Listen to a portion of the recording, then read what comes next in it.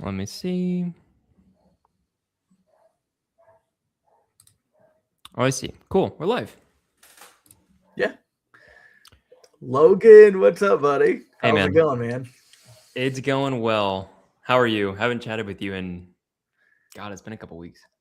Yeah. So, I actually unplugged for last week or so. I know I you were took on a the cruise. cruise.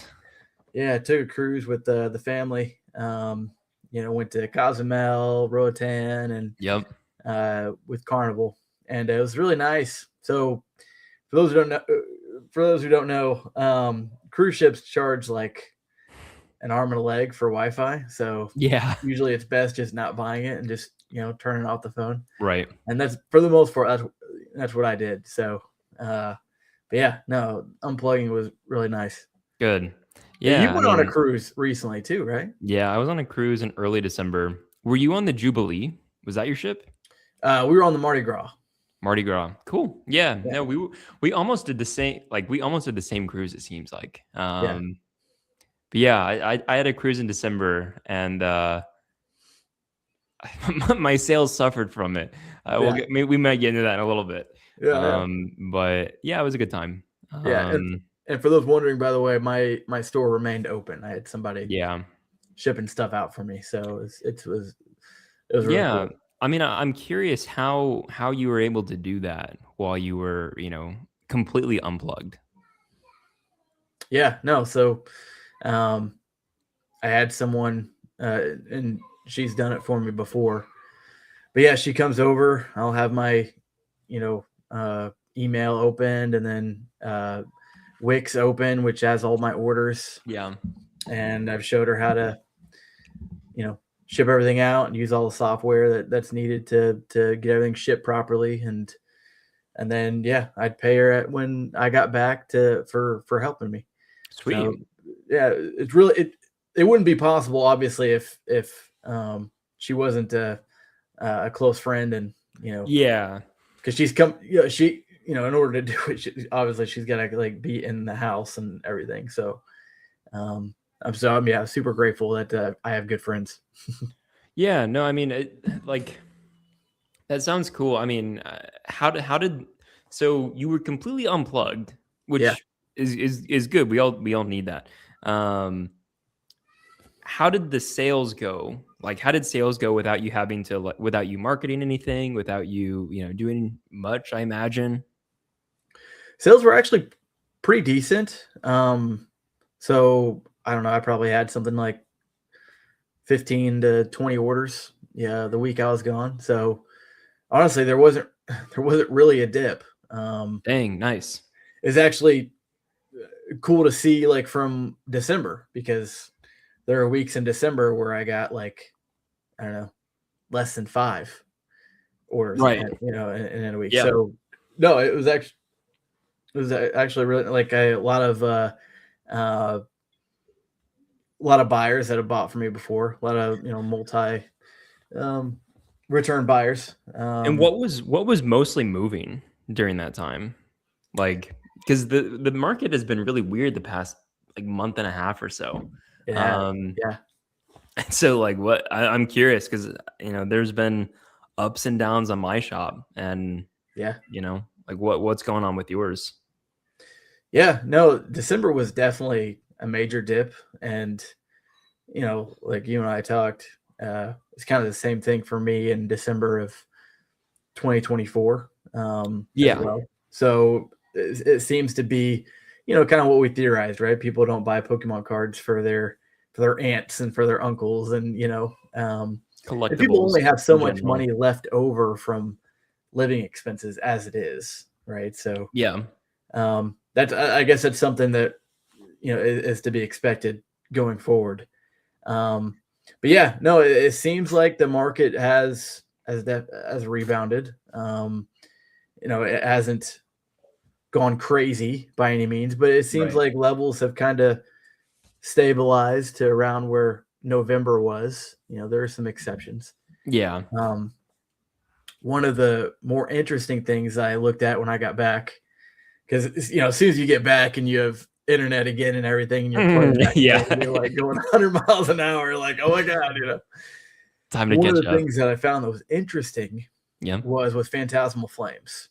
If you look at the Mega Charizard, the Mega Charizard, the SIR. Yeah. If you look at it, it's gone up about 30% Yep. in the last 30 days. It's going up to it's like around $600, which is close to about what it was at the end of the release, the end of the first week of Yeah. release. Yeah. There's only like 50. There's only like 50 near mint cards listed on TCG Player. Now, And why then do you think that so is? that was one of the more interesting ones, because that one took a major dip in December, obviously. So Why do you think that we saw that spike? Because like, I mean, it just felt like right out of the gate, like Phantasmal just took a dip. Like it was rough, but yeah. yeah, like I'm curious, like why you think we're seeing a rebound. Yeah, so I think part of it is like the number is getting skewed because of December. I think that's part of it. It got really hot at release and then it dipped. But part of the reason why it dipped was it being in December. I think that's part of it. Mm-hmm. And then obviously the other part of the reason is for all the things we talked about, it being a smaller set. But I think that it's coming up now though, because the initial print run, while that product is drying up now. Yeah, that's true. So in Mega Charizard, it's Mega Charizard. It's not just Mega Charizard, but the art on the card. Yeah, the artwork is second insane. to none. It's actually my new favorite card. Right. Like, I'm right there with you. And what I'm seeing, at least for now, is even though Phantasmal Flame seems to have been printed, like, I wouldn't say to the ground, but it was printed a lot. Heavily, yeah. And even with SIRs being easier to pull because, smaller set, the math says, this any one card is easier to pull than say like Prismatic, right? Yeah. Even with that being the case, with Mega Charizard being what it is, it's still outstripping supply. Like it's still the demand of that is, and that's driving the setup. I think that's part of what we're seeing. Yeah, I think all that makes sense. Where do you think Phantasmal sits right now in terms of like an investment point of view? Like booster boxes, for example, right? Like, are we still in like the 230s, 240s for it? Yeah, still the 240s. I really, honestly, I think the booster boxes are a steal right now. Yeah. At 240, I think they're going to keep going up from here. 245. Yeah, like 245. I see that like this from we started off 30 days ago, like it was at its lowest around 217. Yeah. And it's only gone up from here. Yeah. Yeah. So it's going to be interesting, right? Because we have Ascended Heroes, which is going to be insane, but there's seems to be massive product shortages that are going to be at release, partly because there's only 2 products that are going to be available, and allocations are really terrible for those 2 products. The sticker collection and the hero collection, whatever it is. Yeah, two pack versus 3-pack, basically. Yeah. And then ETBs won't be available until a month later. I don't know what allocations look like for those, but I'm betting they're also not going to be very good. And then we have Perfect Order, which a lot of people are. Oh man, have we talked since Perfect Order was shown? It was shown. I don't know, like a week ago. I think it was shown like a day or 2 before I left. I don't know if we talked about it. Yeah. What do you think? I think it's going to be a lackluster set. It's already, and even if the pulls are, even if they have like a cool, like some cool artwork on a few of the cards, whatever, it's still going to be a small set. Yeah. I mean, super small set. I think it's even going to be smaller than Phantasmal, right? Yeah. For context, Perfect Order is the next English Pokemon card set. Yeah, after Ascended. Ascended, and it's pulling cards, it seems, directly from and only from the next Japanese set. It's now called Nullifying Zero.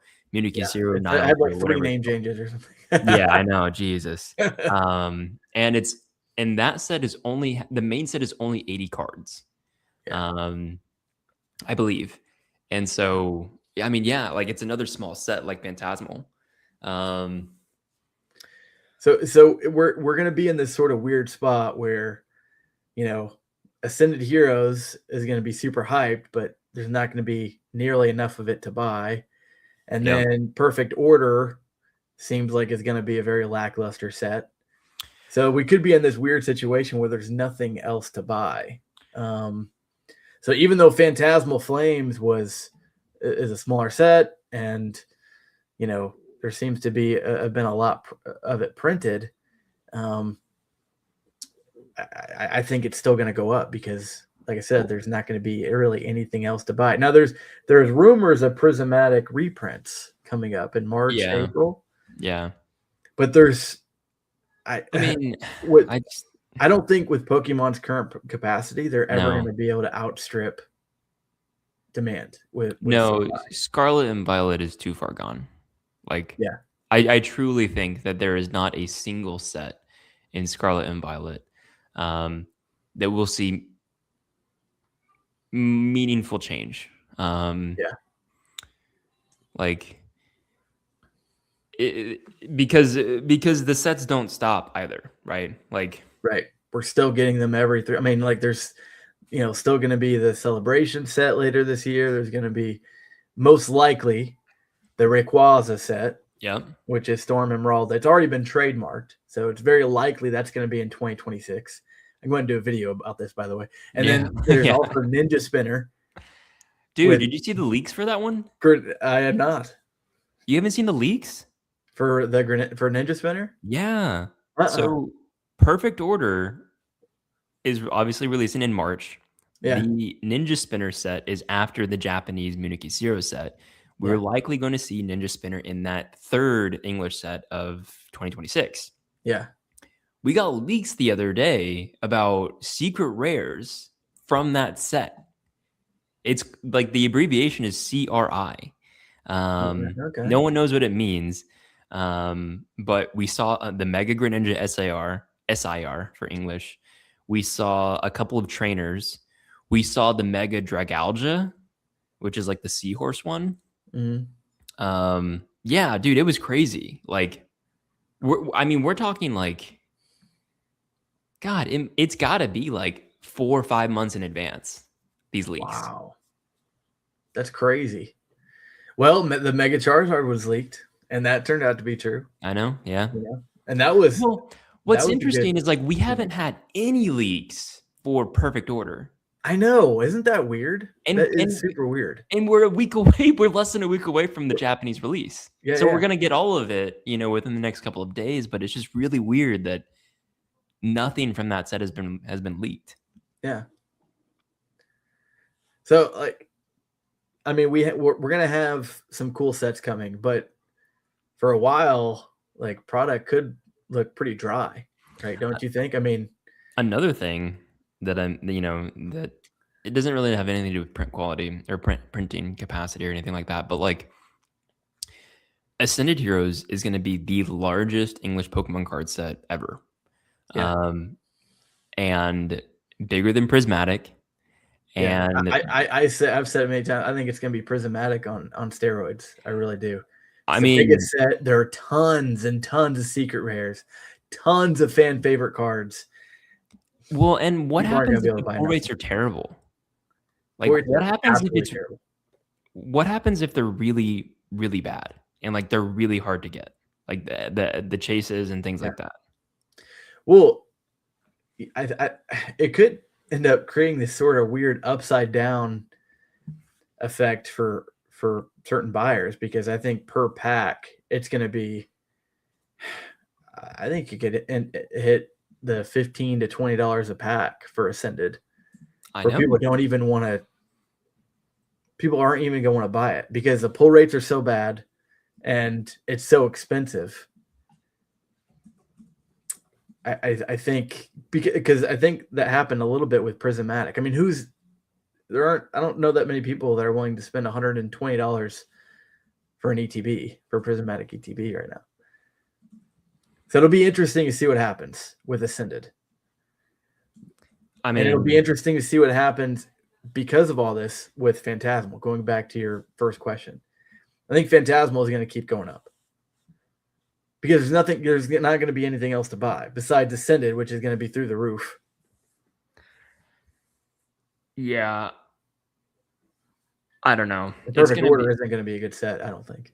Yeah, it's gonna be weird. I'm really hoping that Mega Starmie gets a really crazy SAR.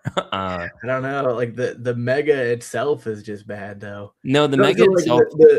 The Pokemon that are most likely, like we don't know for sure, that we think are going to headline is Meowth, Mega Zygarde, Clefable, Mega Clefable, and Mega Zygarde and Mega Skarmory. Like those are the only 4 Mega Evolutions I believe that are in the set. Yeah, and they're the ones that are headlining the art on the packs. So like those aren't really big fan favorites. No, no, they're not. It will take some really crazy artwork, I think, to save it. And I don't know how it's gonna go. And it's super small.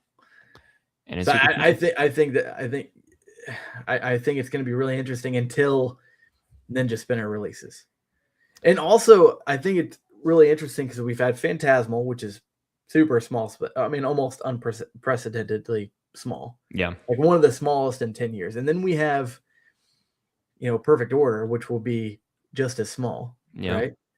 Well, and if you didn't see the leaks, you didn't see it. But like the Ninja Spinner set for English is also small. Oh, wow. Okay. So you got to wonder, right? So you have Ascended sort of in the middle of this, which is super big, going to be super nuts.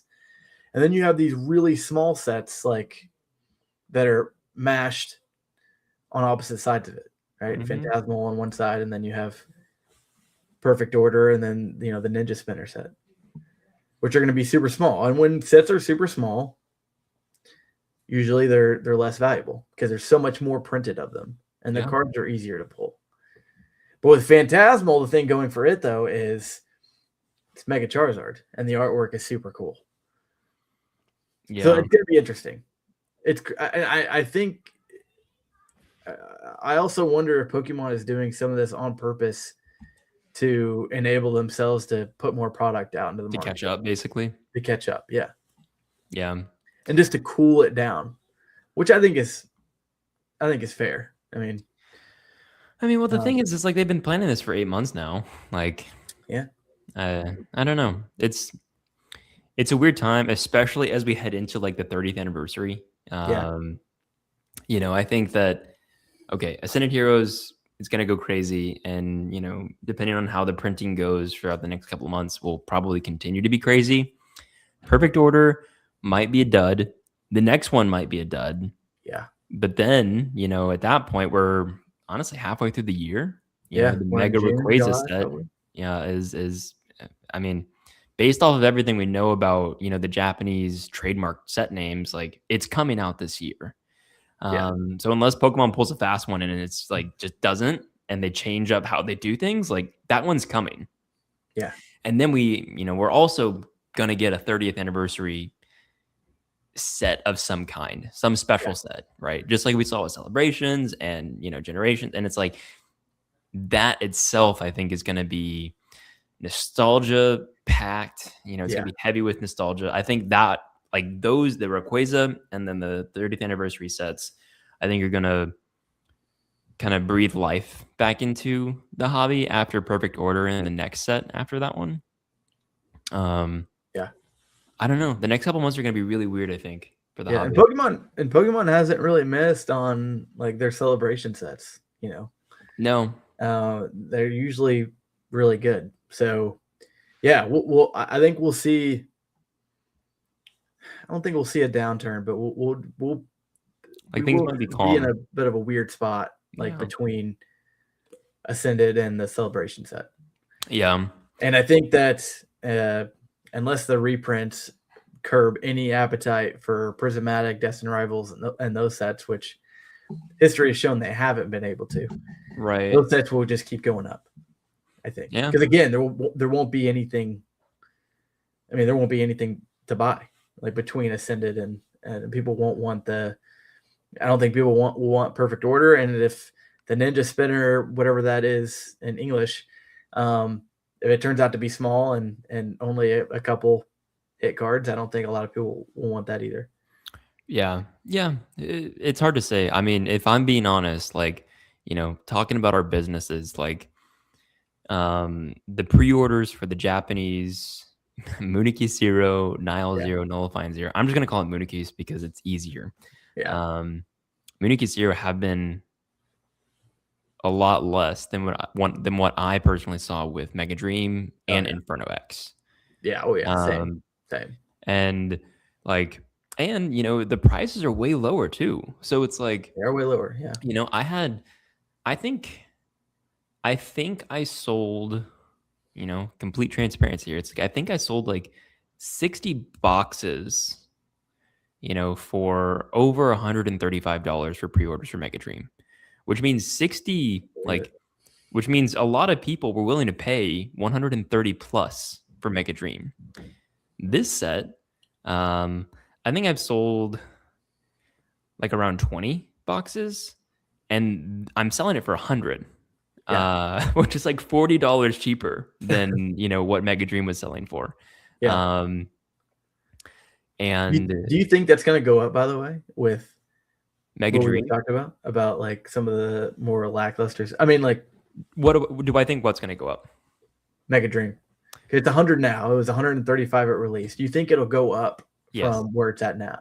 Now, because of perhaps some of the more lackluster sets that are going to be up. Yes, I also think that Ascended Heroes will have a role to play in it. I think that I think people not being able to open packs that they want to open, English wise, wanting to chase those SIRs in English and not being able to financially afford it, when the packs are 10 to 20, 20 to 30 even. That'll be crazy.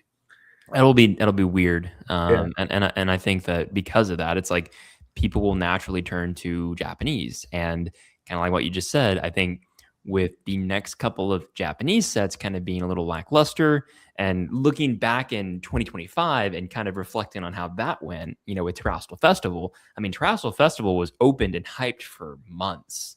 Yeah. I think Mega Dream will be a set that is opened a ton of over the next 2, 3, 4 months. Yes, definitely. Yeah, for sure.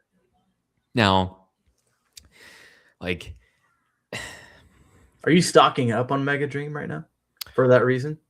It's weird. So we can get into this too. Live selling has been interesting. Yeah. I am so yes, for those who don't know, Logan has been streaming on Whatnot. Encourage you to join him on Whatnot. Super cool shows. But yeah, no, I've really enjoyed jumping on your streams and checking it out, man. It's super cool. Yeah, I appreciate it. I mean, yeah, so like 2025 was the year that you and I both conquered Instagram and short form. And we're both sort of taking it up a notch with doing YouTube and long form, and that's what this is. But I'm also putting some time and effort into live selling. I think that that's an avenue that I want, my business to grow in. And we've talked about it too. I think you're interested in that as well. And I think I've done like 5 or 6 streams so far in 2026 in January. And basically, like I was able to go through 19 boxes of Mega Dream in a single stream, in 2 to 3 hours. Crazy. Where like that was what we did for the entire stream. Like from very beginning, we're doing Mega Dream all the way to the end. Now, how are you selling? Are you selling it by booster box or by pack? So when we did the 19, we were doing the Rip Till You Hit strategy. And so basically, for those that aren't aware, Rip Till You Hit is a strategy with live selling where you have 3 or 4 boxes that are opened and randomized, all the packs together. And people will bid and attempt to win what's called a run. And, when they go on a run, they open up as many packs as they can until they hit a secret rare or better. And the rules change depending on the set and everything like that. But that's basically how Mega Dream Rip Till You Hit worked. So, you would go on a run ripping packs until you hit, an art rare or better. So, we would open up 3 or 4 boxes at a time, go through, the 30 or 40 packs that is, and then we just open up more. So, like, you just go through those motions for, 2-3 hours. And, we went through 19 boxes. So, back to your question about stocking up on Mega Dream, like, dude, I have 70 boxes coming tomorrow alone. Gosh, that's insane. 70? 70, yeah. And I have streams planned for Monday and Wednesday. I think the Mega Dream has performed better on the live streams than other sets. And so what's your view like average? I've been averaging like 10 to 20 viewers all time at all times. I think it really only dips below 10, at the very beginning and at the very end, when I've run out of stuff and we're calling it a night. So, and then things have gone up to like close to 30. So yeah, the live sign has been good. I'm excited about where, the potential for it, just as another means to move a ton of product. Yeah.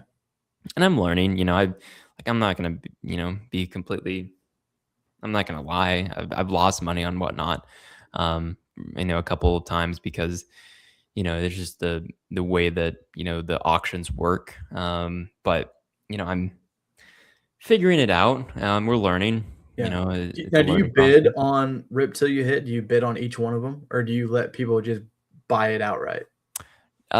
So the first night I tried Rip Till You Hit, we did buy now, which was, $30 for a run. Yeah. However, it doesn't get, it doesn't tickle the fancy of the viewers as much. So having the auctions really, I think keeps the stream and, the chat alive. So like, I think auction's the way to go. I think I just need to set higher minimums. I was losing at times because I was doing $1 starts, which are super, sexy and cool and things like that. And exciting. But I mean, I would get burned sometimes. Yeah. So, like, again, back to your question, like I've ordered 70 boxes to come in on tomorrow. I'm going to be doing a 2-hour, 3-hour stream tomorrow night, Mega Dream again. I don't know how many boxes we'll get through. So like, and that's like my store has been like empty the past week because I'm running through everything with Whatnot. Yeah. Now let me ask you this. So for those who don't know, Logan is still doing a reel a day on Instagram. He's been doing like, I don't know, 3 to 5 YouTube videos a week, something crazy like that. Yeah. And you've been streaming 3 times a week. So do you think you're gonna be able to keep that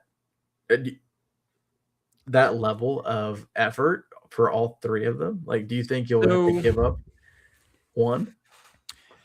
Okay, let me ask you this. How many hours do you think you're putting into doing all 3 of these a week? Well, for Whatnot, like I can count it, right? Yeah, well, that doesn't count shipping though, because after the stream's over, then you have to ship everything. And that can get, if you're going through, tens of boxes of Mega Dream, and then if people want the bulk too, like. Yeah, I think for Whatnot and streaming, including the shipping, like I'm probably putting in, 10 to 15 hours. Okay. Instagram, I'm probably putting in, another 5 or 6 for the 5 week. or 6 a week? Yeah, I'd probably say so. Is that right? Maybe less. I feel like less. Maybe 4. Maybe 3 or 4. How long is it taking you to edit each video now? Because Depends. I mean, I'm watching your videos, and it does still look like it has quite a bit of editing, and I know Um, you've sort of optimized it, but I've still, definitely optimized it. I think it just depends. yeah, Like I think depending on the video, like a video like a Pokemon Cards 101 series video mhm, where I am attempting to educate, mhm, like that takes a lot of editing because I basically have to supply graphics and visuals throughout. mhm, Um, so that those ones take a long time. I also find myself kind of like trying to not make those, even though yeah, those are the ones that get me the most followers. yeah, Um, I try and limit those. You know, I didn't do one this week. I'll probably do mhm, one next week. But for news and top fives and the artist ones, like I can probably run through those in like 20 to 30 minutes. that's fast. Yeah. I mean, I also like there are also things that I've taken out of my editing, workflow that I used to put more time into. Like I don't do any more sound effects. Um, Yeah, like they just don't like the ROI is just not there for my time. I didn't Uh, even notice it. So there, right. yeah, I didn't even notice it. So Exactly. you stopped doing sound effects. Interesting. Okay. Yeah. So I stopped doing sound effects. Um, I sort of have a style that I like to do in my, hook the first 20, 30 seconds. Yeah. And so like I know the animations that I do. I know the keyframes that I use. I know the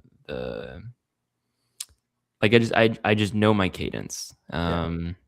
So okay, so between Whatnot and Instagram, you're doing roughly 20 hours. Okay, what about long form on YouTube? Oh man, I'm trying to cut down on it. The YouTube videos are tough Yeah, because like I'm trying to not script anything. I script the first 30 to 60 seconds. I script the hook, because that is like I want that to be punchy. I want it to be, meaningful.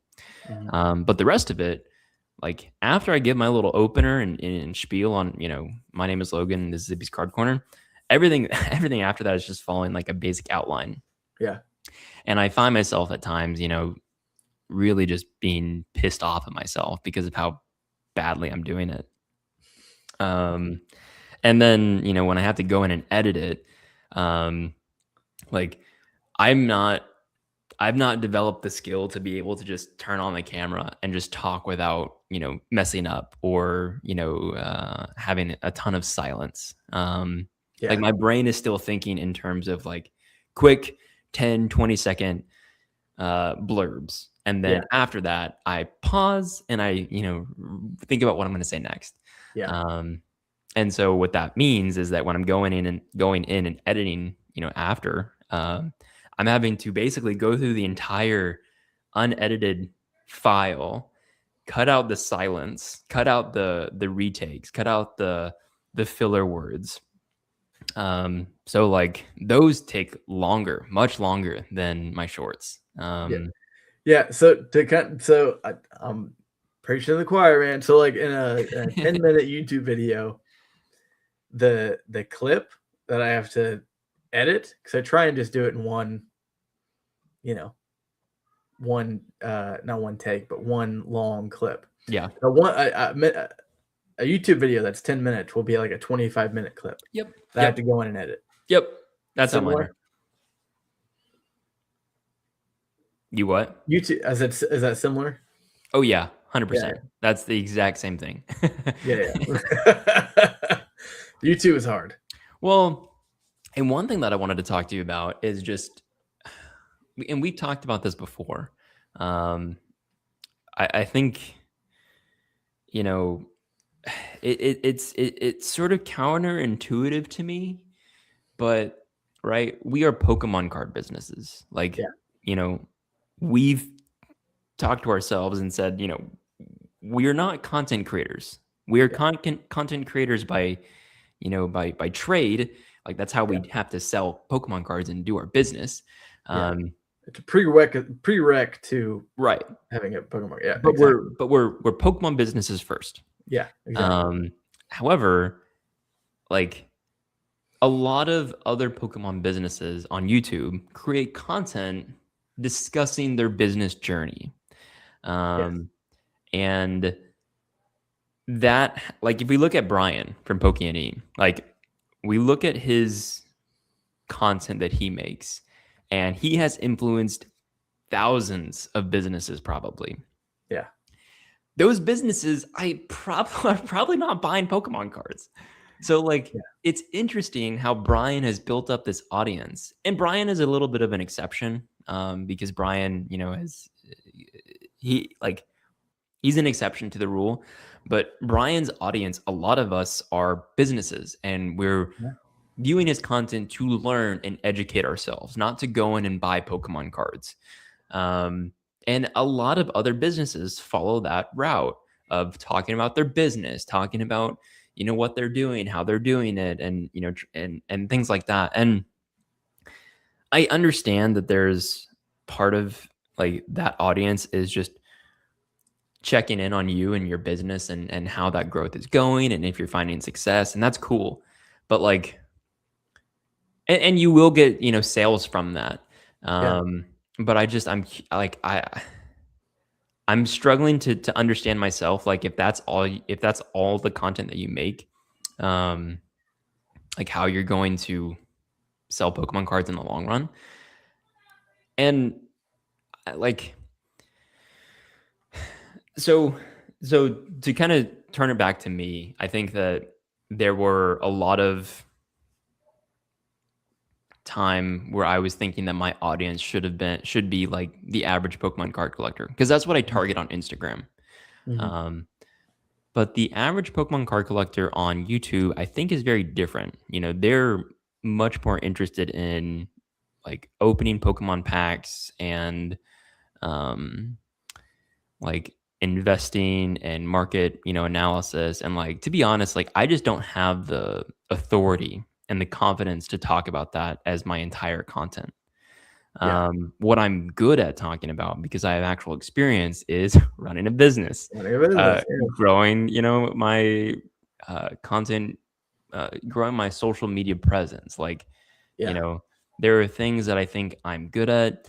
There are things that, mistakes that I've made that I'd like to share. So, long story short, I feel like I've done a bit of a pivot Mhm. where I might not completely understand it, but I think, for me personally, I think I'll probably start to make my content more focused on my business, Yeah.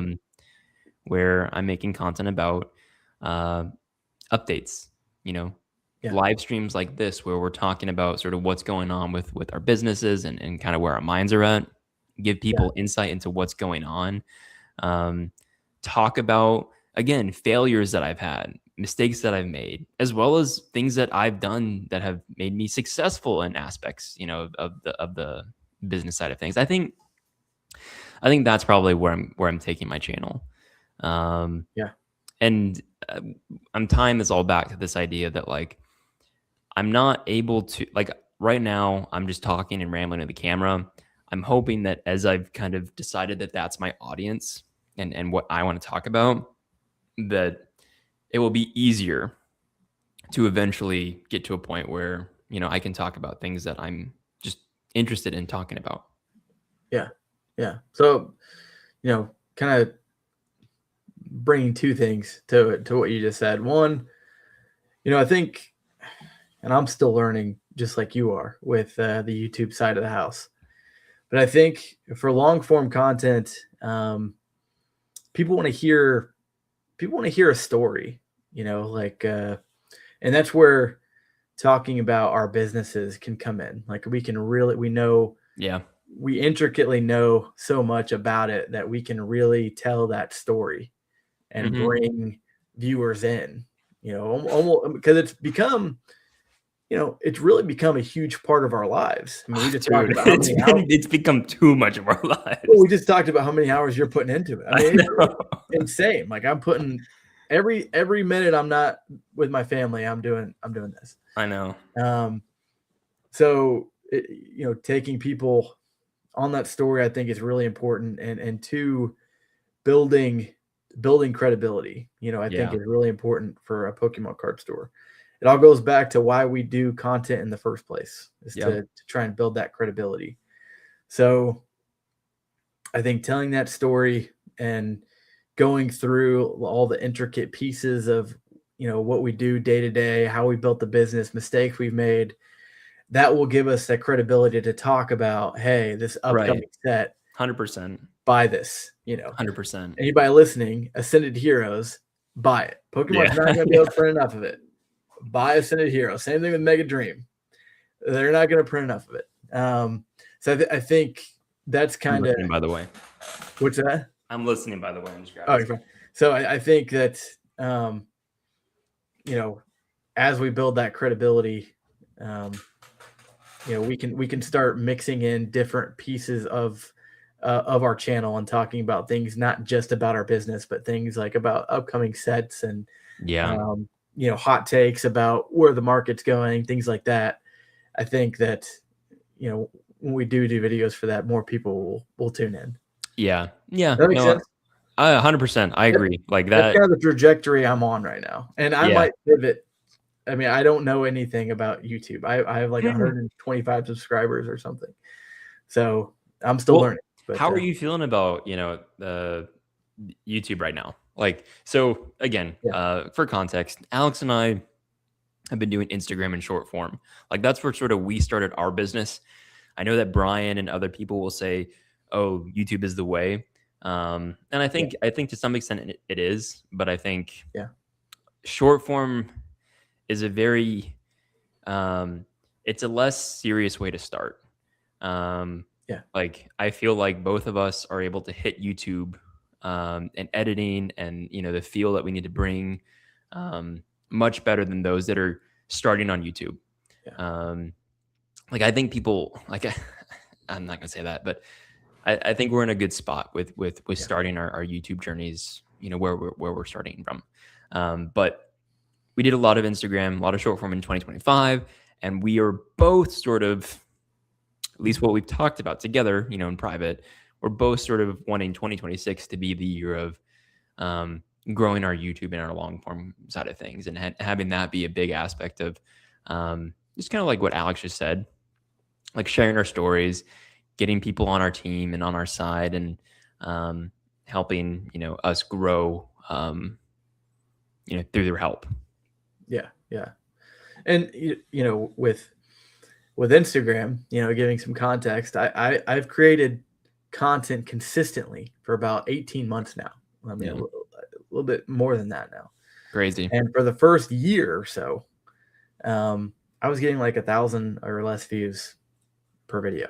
I mean, it took me a very long time to realize. Had some pop off lately. Yeah, it took me a long time to realize, though, that consistency just isn't enough anymore. You have to have a focus of getting better, learning how to pace, learning cuts and a hook, and learning how to put visualizations in your videos and keep the viewer's attention.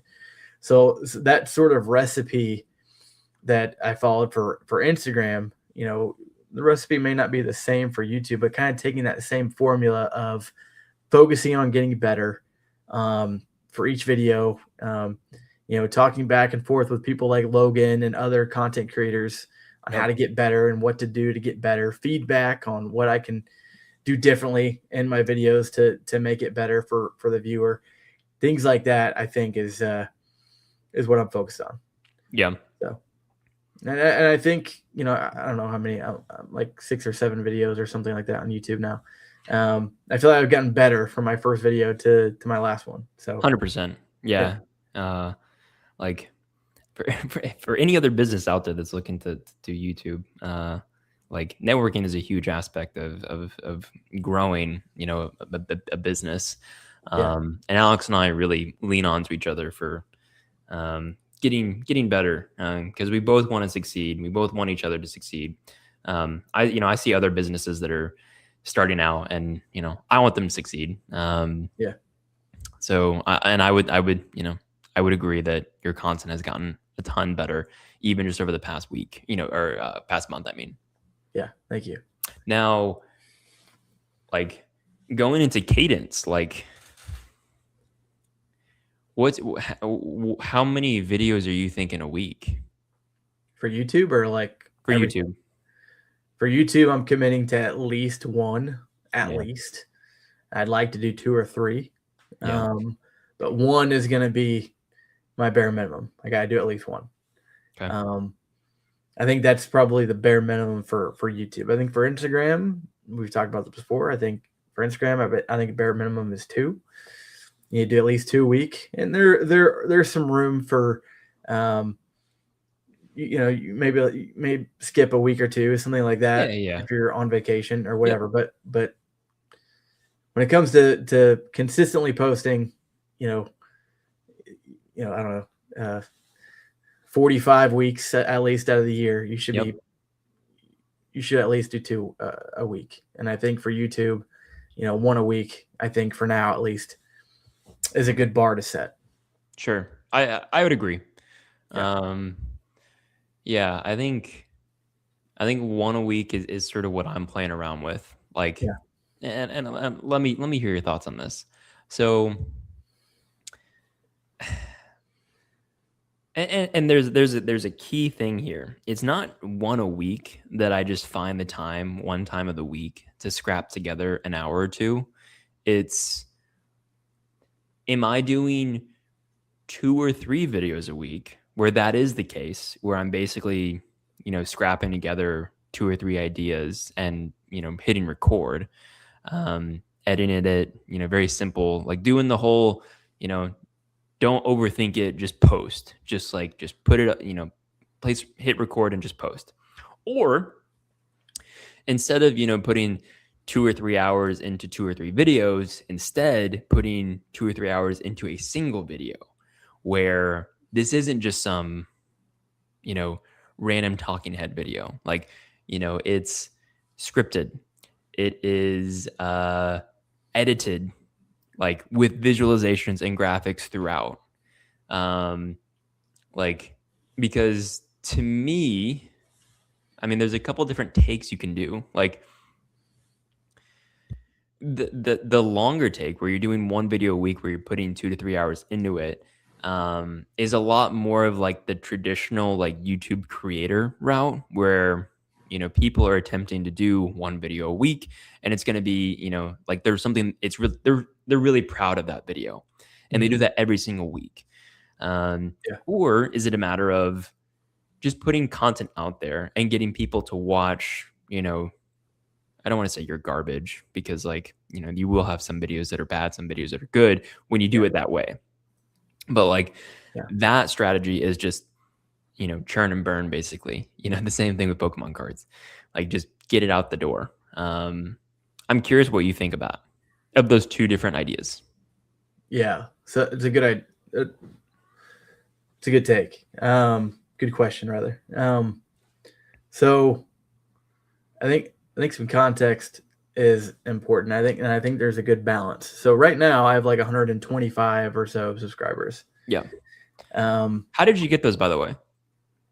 Mainly from my last few long form videos. I had something like 70 or something from a whole year of posting short form. Dang, From 70 Instagram subscribers to in just the last couple of videos? Yeah. Crazy, dude. Yeah. And like I don't think I put a ton of time into those videos, apart from like messing up from when I talk, like just that. Like I don't do a lot of editing outside of taking away the silent space. So I'll say if I could do more than that, I will. Like I kind of equate it to going to the gym. Like I'd rather go to the gym 4 or 5 times a week and maybe not have the best workout than maybe have a really good workout once a week. Does that make sense? So like, and also I'm thinking about doing a whole video on this too, by the way, of secret just not taking it personally whenever you do have a bad video. Yeah. If you have a bad video, don't take it personally. You're going to have some bad comments or whatever. Take what you can from it. And as long as you learn and get better from the video, I still think it's worth posting. Sure. You with me? Like so to answer your question, I think volume up to a certain point is better than just one video you put a ton of time in. And I think it's bad for morale too. Like, let's say you put in 5 hours into a video, you make it as crisp and as good as you can, but for whatever reason, it's not pushed to that many people and you don't get that many views. You know, that's what I think. Yeah. I think that makes sense. I think I'm with you. I think I'm on your side as with that. Yeah, it's interesting. Like I've just been binging how to be a content creator on YouTube. And it's like there's channels that have posted a single video a week. They put all their time and all their effort into this one single video for the 7 days, and by the end of the year, it's like they've posted like 50 videos, and most of their videos are very high quality. But then you also see other channels where they are posting every day, but like volume alone isn't enough. Like you have to get better. Consistency isn't enough. Yeah, that's exactly what I think. There's a good balance. Are you posting every day, but you're not getting better? Like, on those channels, do you see any difference between the video they made today versus the video they made a month ago? Is there any difference? If there's not, then they're probably on the opposite side of the spectrum. They're probably posting too much and need to spend more time instead of posting, watching, how to get better as a content creator and studying and incorporating those things into their next videos. So I do think there's a balance. Same thing with Instagram, by the way. There are people that post every single day on Instagram, don't get any new followers because their content doesn't get better. I think it's the same thing. I think if we follow a similar recipe from Instagram to YouTube, I think that we'll be all right. So, do you have a goal on sort of what you want to get out of YouTube? 12 months from now, like by the end of 2026. Yeah, I don't. I think of it as just a long-term investment almost. All I'm focused on right now is just getting better. Like when I first started the Pokemon card store. Yeah. Like I didn't have a goal for sales. I didn't have a goal, nothing like that. I just wanted to get better. That's how I kind of feel with YouTube right now. Yeah. All I'm focused on is getting better. It'd be cool if I could hit 1,000 at the end of 2026. That would be cool. Dude, if you're getting 70 subscribers in like 2-3 videos, of course you're going to do that. Yeah. I mean, it's just, and part of it is going to be, okay, I know I'm committed to doing at least one, but how many weeks of the year can I do 2 or 3? Yeah. While keeping up with, and this is the other thing too, as we get more viewers, as we get more customers, more time is going to go into shipping our product and managing all the logistics that come with just bare bones managing the store, right? Managing inventory and things like that. That takes time too. So how much of that time is going to get in the way of making content? So that's another thing that's interesting. Yeah. It's funny. You bring up shipping again. I forgot to mention it. Earlier we were talking about Whatnot and live selling and how I'm really kind of leaning into that in 2026 as well. When you have a show and you have orders, the other night I had like 30 orders that I had to ship and pack. I recruited my sister to come over and I paid her some cash, and she spent an hour and a half learning how to do it. And like, I mean, honestly, I could easily, recruit her for 2 to 3 shows a week. Have her come over the next morning. She would get better at it too. So, she's in and out in like 30 minutes and then she just drops them off on her way out. But it does go into your margins. It really into the margins. It goes into your margin because, like, for who don't know, Whatnot takes a cut of what you sell. So and you know, margins already aren't very good for, well, for frankly any Japanese or English. Yeah. They're not very good. So just curious, do you think that you really lost money selling on Whatnot, or do you think Yes. you're closer? Yes. Yeah.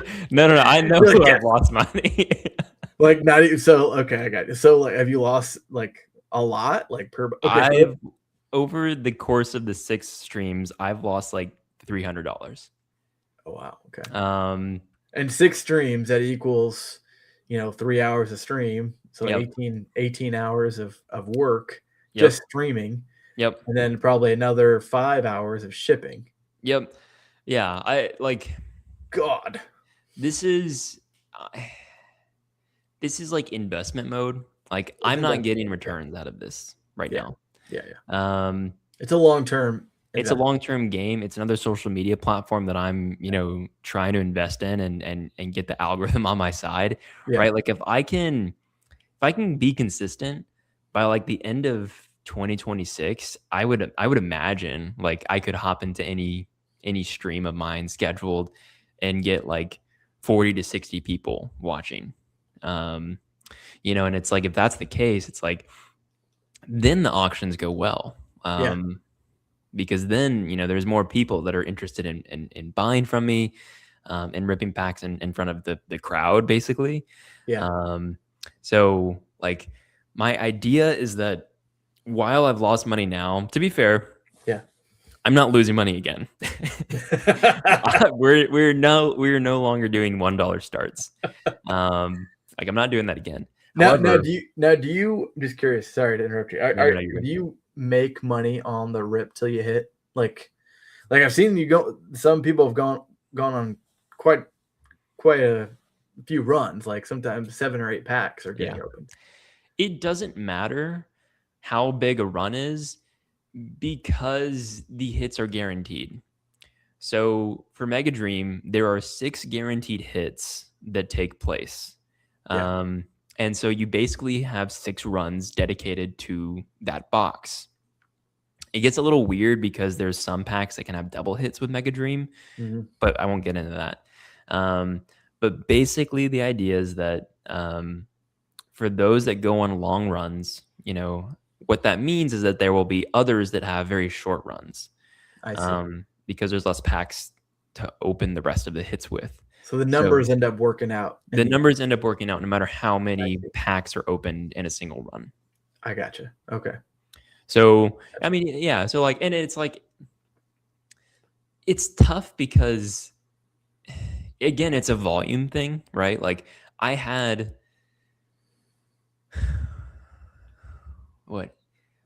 the night I sold 20 boxes, like I want to say like with some of the packs that we started with to warm up that weren't Mega Dream, like I think I had 80 sales.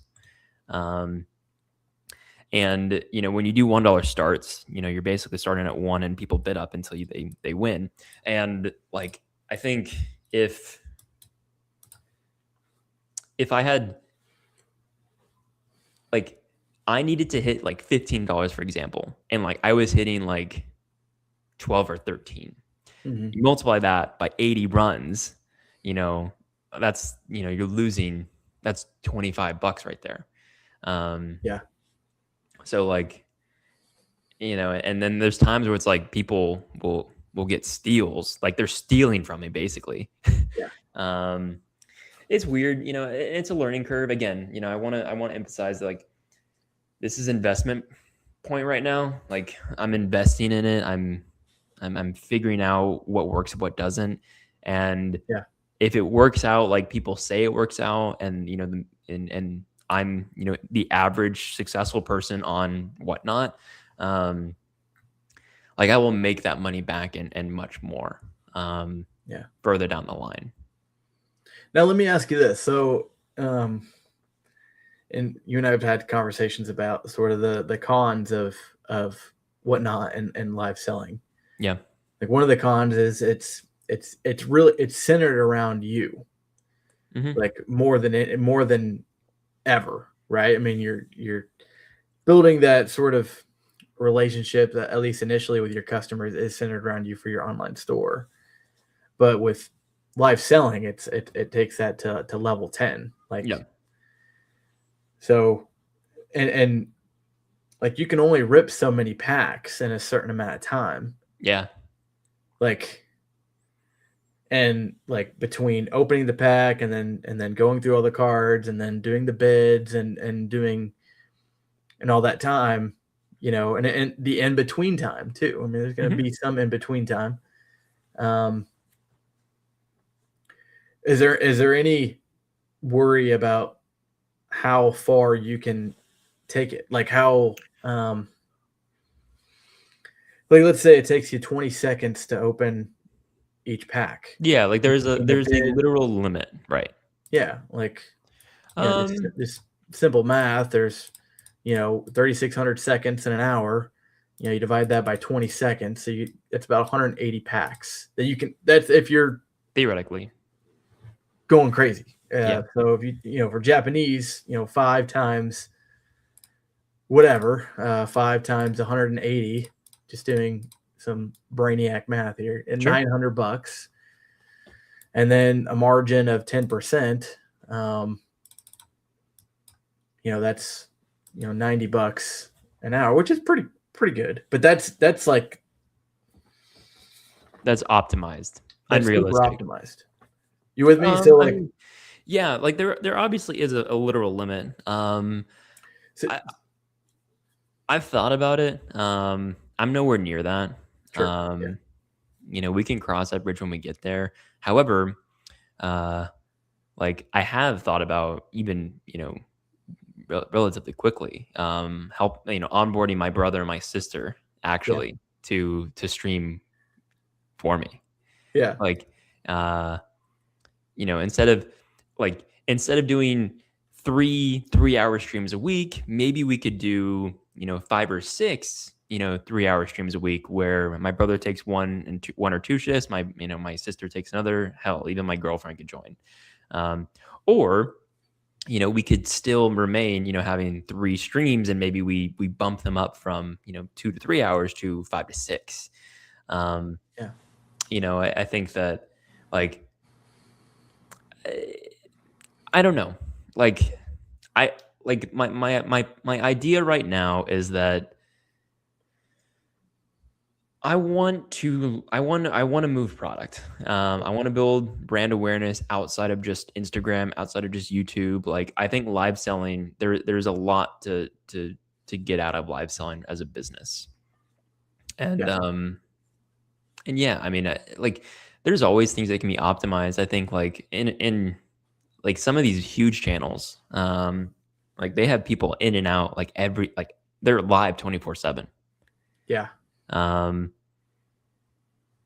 like I don't imagine that taking place. yeah, But if we get to a certain point, where I want more, and I think it's realistic to do more, maybe I could hire someone. I don't know. sure, Like, but just to continue the brand awareness. Like, oh, Zippy's Card Corner is this huge live selling, streamer. Like maybe they don't even know it's me because, maybe I've hired, 3 or 4 people.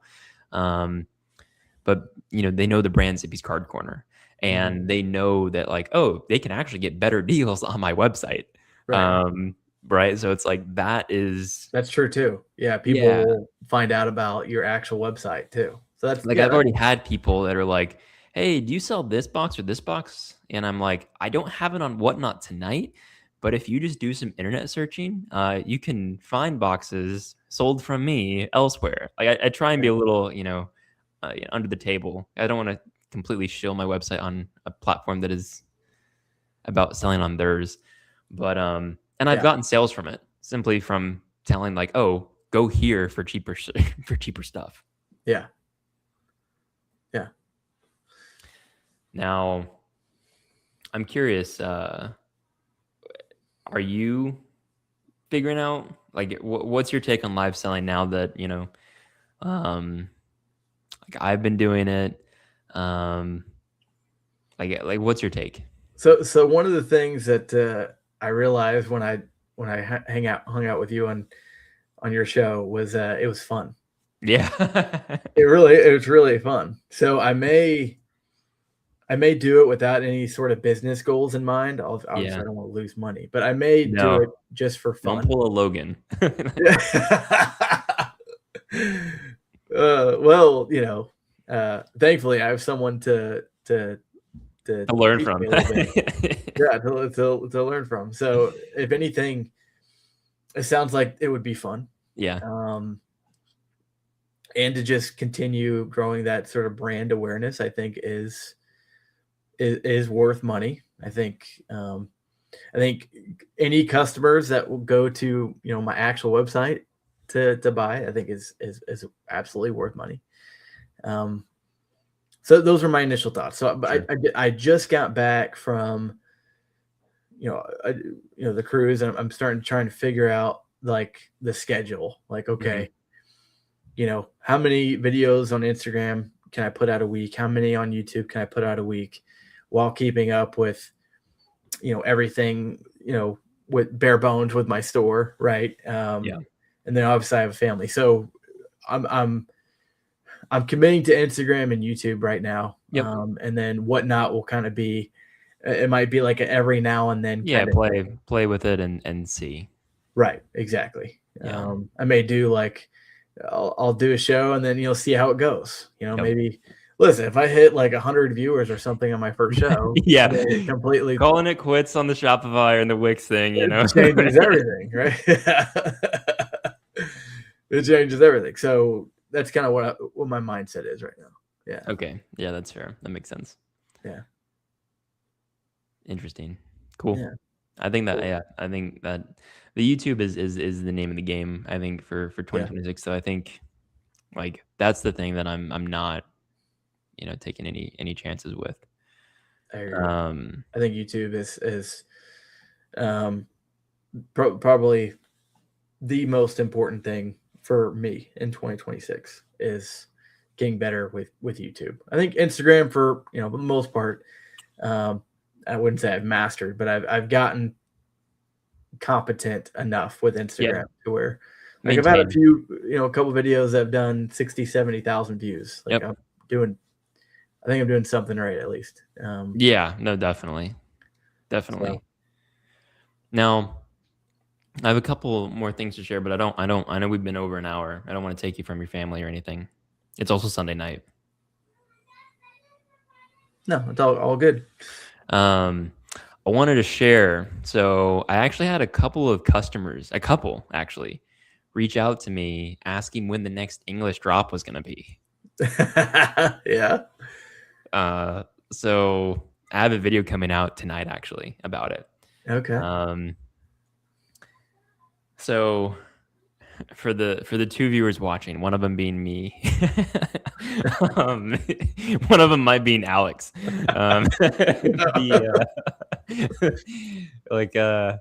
Basically my business sort of took off. Like I was doing zero sales from August 2024 until like May of 2025. I basically started doing content and I needed kickstart, right? And I started doing English drops. Alex was telling me about how he'll try and source English product from Facebook Marketplace, local trades, things like that. Talking with LGS stores and things. And I was thinking like how maybe if I had some English product on my site that it would sell well. Long story short, I started hosting like monthly English drops. And they were consistently like my best day of the entire month. Mm-hmm. However, I won't go into all the details because you can watch the video. But basically, it got to a point where I didn't find the time that was needed to source the product and list it and the product that I was getting. I didn't find it was worth it. And at the time, Japanese and simplified Chinese on my site was taking off. So, I kind of pivoted. Mm-hmm. Well, it's also a reminder that like it's not good to have all your eggs in one basket. For full transparency, it's like December was like a slow month. And January, like even though there's a release, it's like this has been a slow month too. Not nearly as slow as December. Like we'll still do a good amount, but like it's not Mega Dream, it's not Inferno X. Those are really good sets, in retrospect. And so you might have months at a time where the Japanese is sort of not super popping. And again, it's like I've built up a customer base who has become aware that I have been doing English drops. I haven't done them for the past, it'll be 3 months this January. So, it's like there's a part of me that is thinking about figuring out how to get English product again. I know that there's a couple of other businesses that are posting content lately about how they're selling a ton of English product that they're sourcing from collections. Those are hard to come by, especially if you're trying to resell it for under market or close to market, right? Like you're probably needing to ask for like 70 to 80%. Just so that gives you room to sell it, closer to 90 to market. But it just, I don't know how I'm going to do it, but there's a part of me that, like, honestly, I still have a ton of English product that I didn't sell from previous drops that have gone up in value. And it's like, that might be something to, kickstart them off again. But I just wanted to share. I think that's been on my mind over the past couple of days. Especially with how December and January is gone with the Japanese and Chinese sales. Yeah. No, I think of something very similar, right? So one of the things that I'm thinking about doing is selling One Piece at PokeLegends TCG, because One Piece is super hot, and I'm kind of seeing the writing on the wall for the next couple sets. And by the way, like, the problem isn't just with Japanese versus English. I think the problem is just the sets themselves. Yeah. The Nihil Zero or Munica Zero will be bad, and so will Perfect Order. I don't think it'll matter if you have English or Japanese. I think it's just a bad set. Same thing with if Ninja Spinner, if the rumors are true, I think the same thing will happen with that. I think, as store owners, we're a bit at the mercy of how good the sets are in a way. Yep. If it's a bad set, we're going to get bad sales. So I'm wondering, I'm kind of on the same trajectory you are, maybe just in a different way, but branching out a little with diversifying a little bit. And One Piece seems to be the one that's here to stay. There are a couple others that are kind of, kind of had spikes, ups and downs. Like Magic was really hot for a couple sets, like Final Fantasy, but they've kind of simmered down. Riftbound seems super hot right now, but it's so new that I think it's too much of a gamble to try and source. Just because I think it takes a really good blend of how fun the actual TCG is and how collectible the cards are. I think that blend is very difficult to get right. I think Pokemon, that's part of the reason why Pokemon has been so successful, is they've been able to get that blend correct. Yeah. By the way, Alex did a video on this. It's pretty good. So go watch it if you go subscribe to Alex. PokeLegends TCG, by the way. Yeah, please. But yeah, no, I agree. I think diversifying is always good. I mean, I think that we're in a position where it's like we've seen success. We've seen what success looks like. But we can't let something as silly as Pokemon producing bad sets be the thing that stops us in our tracks in terms of growth. Exactly. Well, and you think about local game stores, by the way, like how do they make it in a market like this where they can't even get product? It's because it's by diversifying. They're selling Warhammer. I want to go that crazy. No, don't, not us. We're not doing that. Hell no. But I mean, like Lorcana when it No, yeah, first I came know. out, super hot, Ripbound, One Piece, DBZ, Dragon Ball Z, the list goes Yeah. on and on. They've diversified, and I think that's going to be important for us when there is a slur of bad sets. I mean, it's arguable that out of out of 4 sets, right? Phantasmal, Ascended, Munich is here or Perfect Order, whatever, and the Ninja Spinner set. 3 out of the 4 of those, could be considered, bummers. Yeah. So yeah, One and thing that I think, happens sometimes. yeah, because yeah, I mean, like that's what a bear market is, right? Yeah, I think I've said it before, and I'll say it again. It's like, no matter how big I get, how big we get, I think it's smart yeah, to not quit our jobs until we have seen and gone through what a bear market looks like as a business. yeah, Um, exactly. yeah. One thing that I want to mention though is like in terms of like English drops and specifically like buying out collections. One thing that is a positive there that is not entirely dependent on the current, rotation of sets is if you buy collections that have, quote unquote vintage, where you have a set that you buy, maybe easy numbers, $10,000 you buy a bunch of Sword and Shield products from. Mhm. Um, Sword and Shield is pretty good, in Yeah, terms of how liquid it is, and especially if you can get it, for that 70 to 80% of market. yeah, Um, I see other businesses doing that and seeing success. The problem is it's like you got to find collections and you got to put that effort into doing that. But I think that's interesting. yeah. I don't know how realistic it is. I mean, I don't know, what I don't know what people are doing, selling their entire collections for 70, 80% of market in this kind of market. But, Yeah.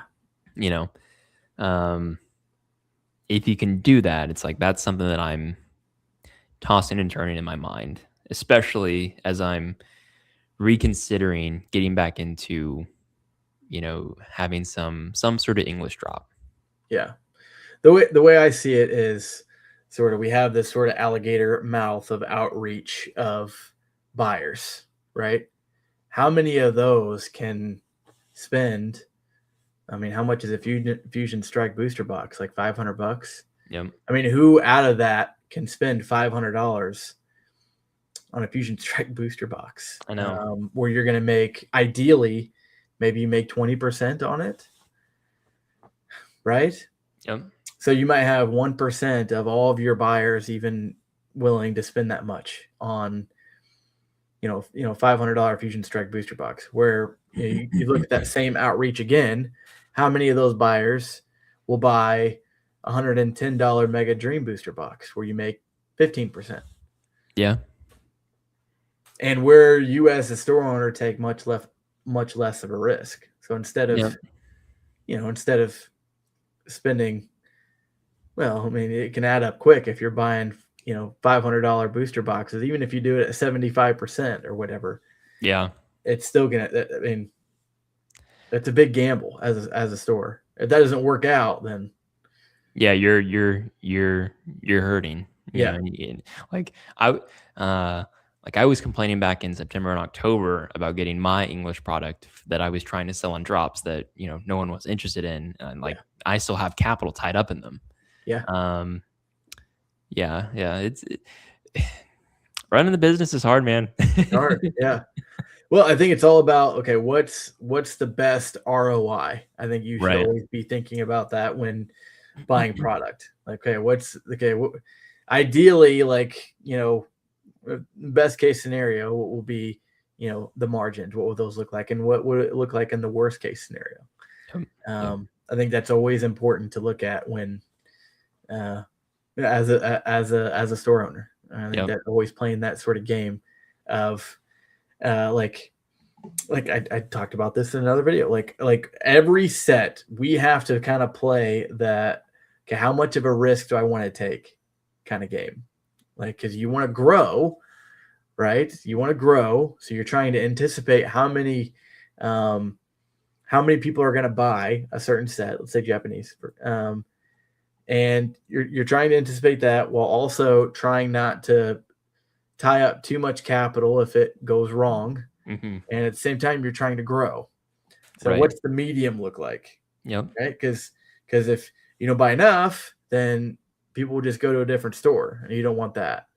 But Yep. if you buy too much, then too much of your capital is tied up, and you may not be able to buy the next thing coming, which will then have the same effect. If you don't have it, someone will go to a different store and buy it. So we're always sort of playing that we're always sort of rolling the dice in a way. And that's why a lot of stores fail in the end. We are very blessed, by the way. Me and Logan have full-time jobs. Yeah. We're very blessed to have good careers to where we can sort of, mitigate that risk in a way. Right. But for a lot of other store owners, don't have that luxury. Yeah. Yeah.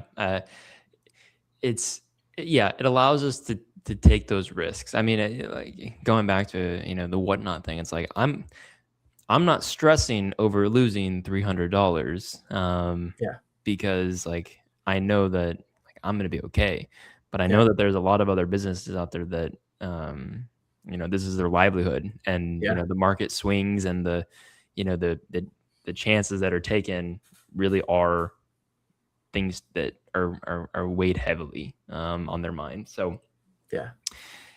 it's interesting. I mean, it's like maybe one day, hopefully, we're both at that point where it's like we're successful enough to have those kinds of issues with TCG.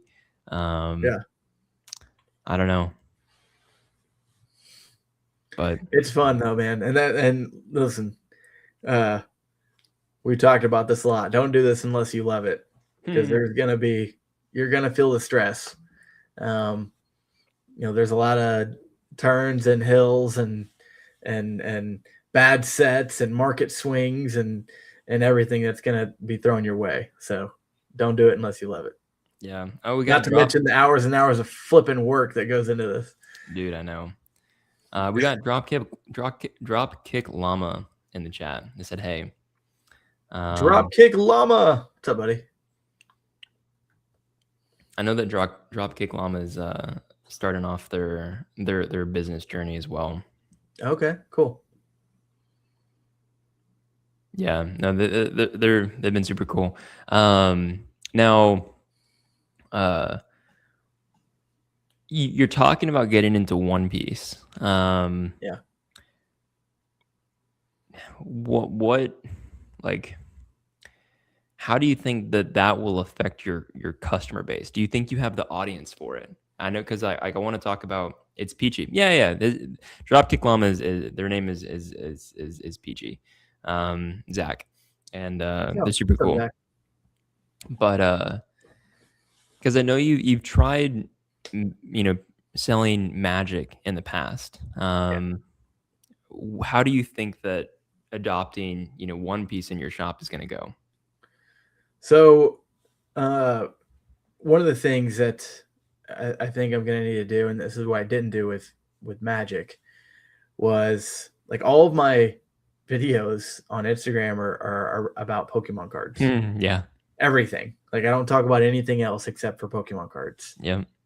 And people followed me for that reason. So I don't think it's smart for me to market other TCGs on the same Instagram. I think Okay. I need to create another one, which is Oh. something is a page I'm taking out of your book, Logan. Yeah. So I think I need to start a dedicated Instagram for One Piece, and I need to start creating content specifically for One Piece and follow the same recipe that I did with, my Pokemon card channel or my Pokemon card Instagram with, the new one, the One Piece one. Well, and Llama says that they feel like the communities are totally different, and I think spot on, right? Like I also created a One Piece channel, for One Piece content, attempting to replicate sort of the same stuff that I was doing in the Pokemon business. Yeah. I personally, I don't know if I have the time, with Instagram for Pokemon, the YouTube channel, and streaming on Whatnot. I don't know how much time I have to dedicate to the One Piece thing, Yeah. Um, I'm still going to purchase Japanese One Piece and have it on my site, Yeah. because just a couple of boxes here at a time. Sure. Because I do think that, I think there is some overlap. I think people that are into Pokemon, I think there are some people who are also into One Piece. But I do think that I don't know if I have the time, to dedicate to the One Piece content. But I wish you luck, Alex. Yeah. I mean, I just think I think it just goes back to the ROI. I I think know. that Yeah. there aren't a lot of content creators for One Piece. Yeah. Um, and you sort of have this umbrella of content creators. Okay, how many of them are marketing whatever TCG, and how many of them are actually getting better and are good at content creation? I think that percentage of people for One Piece is super small, and I think there's a lot of opportunity. Yeah. It's super hot. The collectability of some of the cards is just through the roof. I mean, some PSA 10s are going for tens of thousands of dollars. Crazy. I mean, it's insane. Now, some would argue it's a bubble waiting to pop, which that could be true. It's no matter what you do, it's a risk, right? It's a risk if you don't do it too. Um, so yeah, I think there's a lot of opportunity, and I'm going to give it a shot. I think that's all the bandwidth I have for Yeah. though. I think the YouTube thing, my Pokemon card IG, and then the One Piece IG. I think that I When do don't you think plan on there's enough starting room it? for whatnot. At least not for now. Yeah. When do you What'd you plan on say? starting it?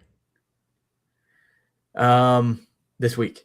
All right. So I'm planning. So I just got back from. I flew in last night from Florida.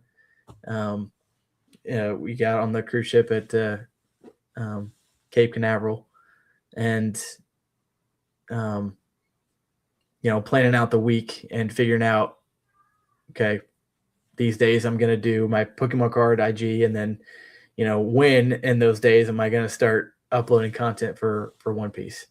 So I'm a huge fan of the show, but I know very little about the card game. So I need to start Yeah. doing Have you watched it some all? R&R. What's that? Have you watched all of One Piece?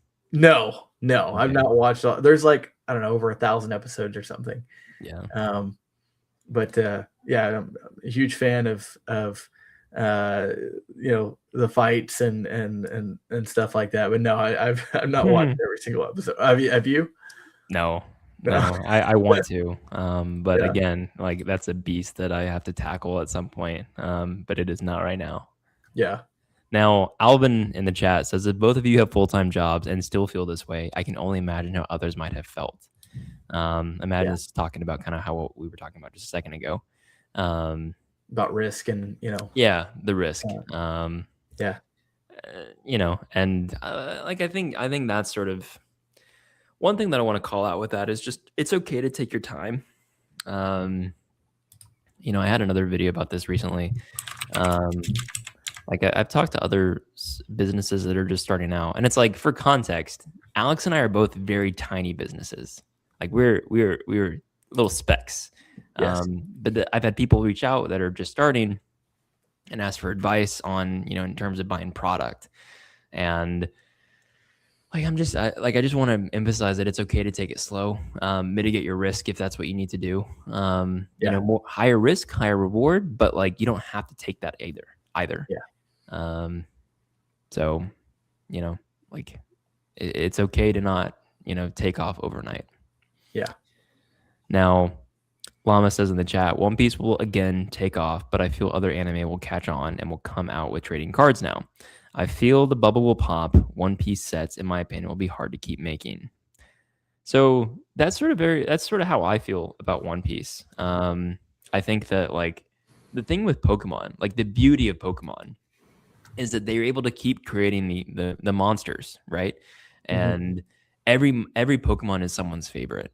It doesn't matter if it's like Pikachu or some obscure random Pokemon from Gen 6. Yeah. And every single Pokemon can have multiple stories to tell. Like I just like you can spin a Pokemon's personality and its environment in so many different ways, and like the Yeah. art and the collectability of it are just, perfect for it. Versus with One Piece, One Piece, there's only so many characters. And it's not like Pokemon where they're just going to continue to make them. It feels like that with like 1,200 episodes, but there will come a day where it ends. And uh like, and with the way that the art is done, like they can always change it, but Yeah. like how many Luffy cards are they gonna make? Yeah. Yeah. There are different gears and things like that sure you could make cards from, but yeah, there is going to be a limit to, look, if there were Pokemon would have the same problem if there were only like, what, 30, 40 Pokemon, how many times can you print the same, Yeah. the same Pokemon with different artwork? Yeah, that's going to be a huge test for One Piece. And I think that's one of the reasons why like Dragon Ball Z, the card game, hasn't taken off. Yeah. One of the most popular shows, animes of all time. Everyone knows Dragon Ball, and even then, like Dragon Ball is not anywhere not near popular TCG. Yeah. Yeah, it's not a popular TCG, and I think it's because it's mostly because of that reason. Yeah. I mean, how many Goku cards can you make? I know. So it's going to be interesting. It's going to be a test of One Piece. It sounds like Llama agrees. Says you can do a whole 10-day series on one Pokemon and the story and art of a specific Pokemon. Like, sure. Yeah, like exactly. And okay, that was one. Now let's go on to the next one. Yeah, no, I think that is a huge positive for Pokemon, and I mean that's the reason why it's stood the test of time like the way it has. Yeah, I mean there may be one like illustration or special illustration Pokemon in a span of 5 years. I mean, when's the last time there was a Rayquaza? It Evolving Skies. Evolving Skies, and that was what, 5 years ago? Yeah. 5-6 years ago. Yeah. But with One Piece doesn't have that luxury. So yeah, I mean that's absolutely, and that's going to be the same same problem with Riftbound. By the way, I mean League of Legends. I mean there are only so many champions, right? How many cards can you spin off of? I don't know how many there are in League of Legends. They keep coming out with more and more, but not nearly as many as there are Pokemon. And it's like, they're all different styles like Pokemon. Like there are Pokemon that are like their whole purpose in life is to be cute, and appeal to a very specific audience. Versus, other Pokemon where it's like they're just badass. This is a sick Pokemon. It doesn't matter how you draw it or how you illustrate it. Like it's just the perception is like, oh, this is a cool Pokemon. Yeah. Riftbound, it's like every single champion has the same sort of like art style, like the same sort of. They're different skins, but yeah, they're different skins, but same thing. Yeah. Just another example. It's just like the genius of Pokemon, I guess. Yeah, it is. It really is. And that did a whole video on this. There's been two TCGs that have withstood the test of time: Magic and Pokemon. Yeah, that's it. There's There's not really even a close third. No, Yu-Gi-Oh is. No. So Yu-Gi-Oh, they made the mistake of reprinting the same cards over and over again. Man, the Blue Eye and White Dragon was printed like into absolute. Just about to say, like, I got back into Yu-Gi-Oh! And during COVID because everyone got back into every TCG, and I was like, man, the Blue Eyes White Dragon, like, that's crazy. But like, oh no, it was from the reprinted one 5 years ago, and then there's another reprinted one from last year, and it's like, what the hell? Yeah, what the heck, man? What are we doing? And then at least for me, because I was a huge fan of Yu-Gi-Oh! Too, in that mid 2000s. I feel like the game got complicated in a way that wasn't fun anymore, at least for me. You read paragraph long effects on Dude, cards, you and gotta then get your magnifying glass out. yeah, I had to get your magnifying glass out, and then sometimes they were confusing, and then you were explaining to the player you're playing against what it did, and it was super weird, and then you spent half of your turn explaining these super long effect. It just for me it just wasn't fun. Now Magic is a complicated TCG too, but they've managed to just have this weird blend of being complicated and it still being fun. Like it's really genius Magic's the way Magic's that Magic's audience and fandom is what's kept it alive. yeah. Now, Llama says in the chat, like, what do you think is like? What is? Let me see. Thoughts on raw versus graded? What's selling quicker? Um, and it's an interesting question, especially for Alex and I. And Peachy, you and I have actually talked about this, offline. Like Zippy's Card Corner, we don't sell singles, we don't sell slabs. Yeah. I know that people find a ton of success doing it. Yeah. I really struggle with the ROI aspect of it, the return on investment, with trying to source singles, trying to source slabs too. Like you can get like dollar ARs, from Japan suppliers and just post them up, for a quick couple bucks. But it's the super rare cards and the slabs that are really tough, because you got to source them. The market price changes every single day. And when you're dealing with a couple of boxes, like that's one thing.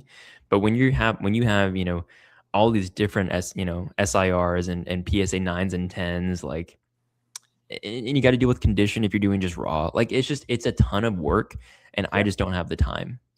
Yeah, exactly. I think it comes with too much baggage. I mean, slabs are way too volatile.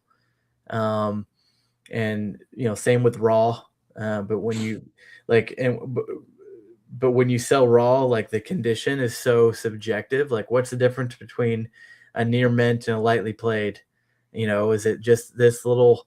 And how many times are people gonna, after they've bought it, after it's shipped and sold to them, are they gonna come back to you and be like, "Hey, this is actually wrong. Like, you said it was, near mint, but it's actually lightly played or whatever." Exactly. And it's like, it's a headache. Don't get me wrong. It's like, it kind of goes back to the diversification of a business. Like, I'd love to diversify and have singles and slabs. I just don't have the capacity to deal with it. Maybe in a couple of years when if I find a ton of success doing this, I can hire someone to do, that's their whole job, is dealing with that, because it really does take, a whole person to deal with that. Yeah. I mean, just creating the listings. I know. Shopify, Wix, whatever you use, it takes a lot of time. I mean, with booster box with sealed, it's typically okay. Here's 2 or 3. You may be selling packs and booster bundles and booster boxes, and that's and that's it. But with singles, I mean, when you're scaling, you could be creating 100 listings from a big collection that you got easily. I mean, and that's and imagine if they're raw, dude. Like, that's what I mean. Yeah, because you have to take pictures of them yourself. Yeah, exactly. And even if you don't take pictures, let's say you just get the whatever's from TCG Player, you do the whole right click, save as thing, and then you copy the description and all that. That still takes, it's still going to take a lot of time, even if you don't take pictures of the front and back of the card. And then, totally justifiable, by the way. I'm not saying it's wrong, but you're emailing customers back and forth that want to see pictures if you haven't taken them of the cards that you have listed, so they can get a closer look, so they can judge for themselves if it's slightly played or near mint or whatever. And it's like kind of like what you just said. It's like it's not the customer has the right to do that. I'm not even saying that they don't. It's just more time. It's just more time and effort. And with the way that you have to grow your business these days through social media, people grow it, without it, but those are the exclusions. Everyone else is having to grow it with social media and creating content, and it's like, when you realize how much content you have to make and pump out and how consistently and for how long you have to do it, it's like, it's a lot of time. Yeah. Yeah, and as you scale, you really have to just put more and more time and energy into thinking about like ROI. Like, okay, I have X amount of time that I can put into this. What's going to be the most efficient use of that time? Right. Yeah. Um, and for me and for Logan, it's sealed product, not singles. Now, Albin, kind of going back to what we were talking about with, how like a TCG finds success in like the art. They mentioned how they love how illustration art has gone in the direction of like depicting the everyday lives of different Pokemon, especially the obscure ones. Yeah, Um, I mean, yeah, that's one gripe that I have with the Mega block that we've seen so far, yeah, is that a lot of the chase cards, a lot of the SARs and SIRs, like there's not a whole lot of story that's yeah. that's happening. More than like the Sword and Shield era type art, which I Yeah, love too, by the way. But I yeah, really, I'm a bigger fan of like the 151 art yep, where you're kind of getting into like a peek into the Pokemon's world more or less. Like the Charmander to the Charizard line in yeah. 151, I think was like brilliant. And like Um, one that I'm thinking of is like the Fuecoco lineup. I think it's in Paldea Evolved. It's basically Fuecoco like in a grocery store. uh-huh. Like like it's just like sitting in the grocery cart. Like that's so that's so funny. Yeah. Like, Or Machamp and Astral Radiance, where he's just Yeah. walking down the street like with Right. all of his arms getting. Exactly. Like Yeah, that's what I want to see. I don't feel like we're getting it with some of these SARs. yeah, And I think that's sort of why like I feel bad, in Phantasmal Flames, like we keep saying how, it's really Charizard or bust, but it's like what's a bummer is that I think the Sharpedo is cool. I think, but like there's not a whole lot of story going on. Like it's just Sharpedo with like some cool background. yeah, It's the same thing with the Megalopony. Like, yeah, that's an SAR or that's an SIR for English. It's like, come yeah, on. Eh, yeah. I hope that something changes. Um, yeah. Llama says in the chat, Eevee versus Charizard, two different buyers, same sets. yeah, Yeah. exactly. I mean, like it really is when you just kind of sit back and look at what Pokemon's done. Like they've really created a masterpiece. Yeah. Like, don't you think? Like they're like all these different Pokemon that all have different audiences and uh, different styles. Um, all the generations they've came out with, and for the most part, right, there's been some blunders, but Yeah. for the most part, each gen has been, has gone over fairly well. I'm a '90s kid, so I think 1, 2, and 3 are the best. Yep. But every gen I think has like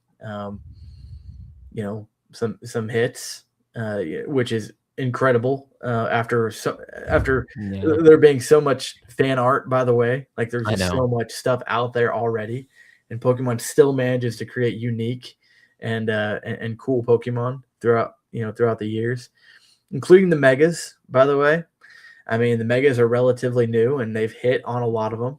There's been some blunders, but and also just the consistency, right? Of like we're not doing reprints of anything printed, 2 years ago, 2 years or more Yeah. ago. We're not doing any reprints. Like Right. what we printed is it. Staying with that consistency throughout the years, through the ups and the downs, right? Like Pokemon had a bit of a downturn in like the 2010s. I'm sure they were really tempted. Hey, let's reprint the first edition cards or something. Let's get some I hype back know. into the TCG. They didn't do it. Um, when perhaps like Yu-Gi-Oh, that could have been why they did it. Like, hey, we're getting a downturn. Let's reprint some fan favorites like the Blue Eyes and the Dark Magician and The same card. Like they're printing the same exact card. same card. Exactly. So yeah, I mean, Pokemon's has done what they've done masterfully.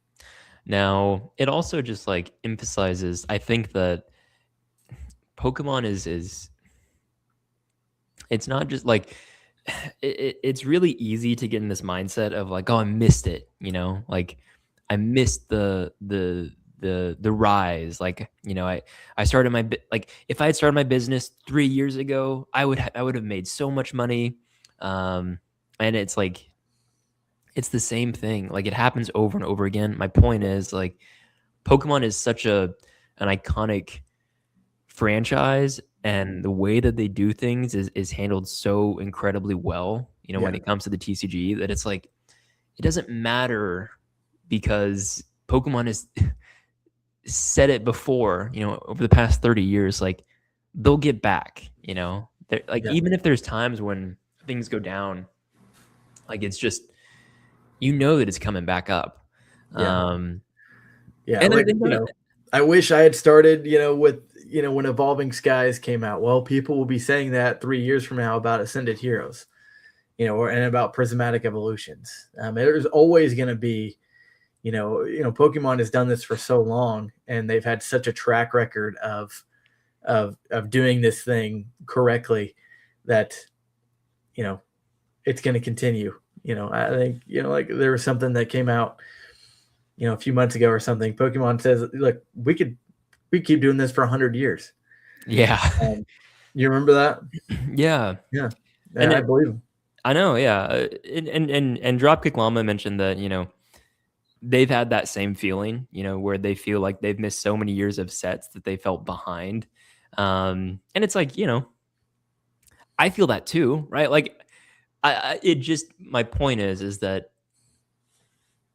I'm so confident in Pokemon and the track record that they've, you know, sort of had laid out for them, that even though I feel like, man, I missed the boat. Like I know that like objectively I'm gonna be fine as long as you stay the course.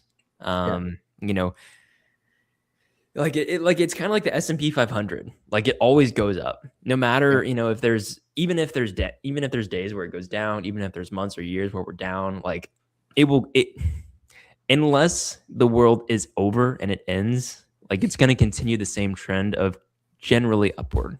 right. Um And also, what Pokemon, another interesting thing that Pokemon's been able to do is, look, I'm a '90s kid, and you're around my, the same age as me. Like yeah. we're a couple generations from when Pokemon first started. So Pokemon's been able to capture generation after generation of Right. kids through their show, through the TCG, and so on. Where like, you know, like Digimon and Yu-Gi-Oh, they haven't. So I think it's another big reason to think that they're going to continue being successful. They've done it the last 30 years now. I know. Llama said that's how I felt with Ascending coming out. If I don't pre-order, I'll be behind. And I feel like there's always like and I'm not talking to you, PG, just in general, like there tends to always be this FOMO that happens on release and, you know, right after release. And it's like things have been weird with Scarlet and Violet, but you Yeah. know, if you just keep that same mindset that things are always going to go up, like, you know, there's going to like, truth be told, like there are prismatic evolution ETBs where, you know, if you bought them at $90, that's double MSRP. You know, Mhm. people telling you that, oh, don't buy over MSRP. Like if you bought at 90, that's a good deal right now. And I'm Yeah. telling you, it will never go back to 90. No, it Like, won't. And by the way, they at release they're like around 75 or so, and everyone thought that was outrageous. right. I bet everyone wishes they bought them when they were at 75 now, though. Same thing with Destined Rivals, by the way. Yeah. I mean, Pokemon. I mean, like, there's a big article about this from Wall Street. How Pokemon cards have like how much they've gone up year over year.